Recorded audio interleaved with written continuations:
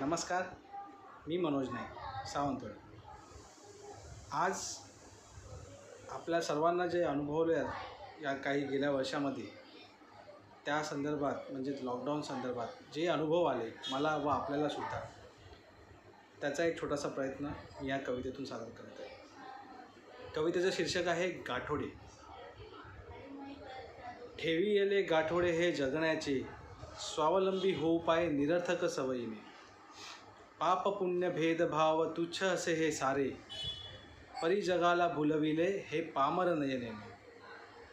जपता पुस्तके आठवणींचे, अलिप्त झाले आयुष्याच्या शर्यतीमध्ये।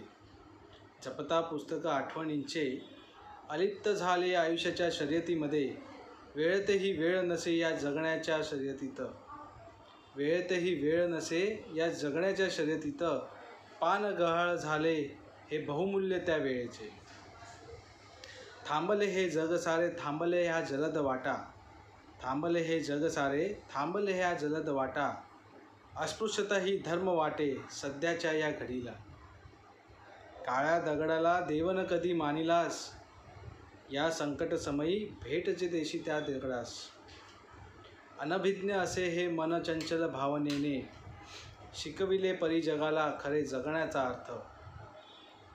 विषानं पांगवून केलेसे या जगाला पापातून मुक्त, निसर्गही विसावला थोड्याशा या शांततेत।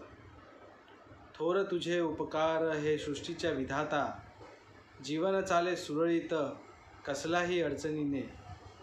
ठेवी येले हे गाठोडे मोह मायेचे, स्वावलंबी झाले खरे रूप मानवाचे। स्वावलंबी झाले खरे रूप मानवाचे। स्वावलंबी झाले हे खरे रूप मानवाचे। धन्यवाद।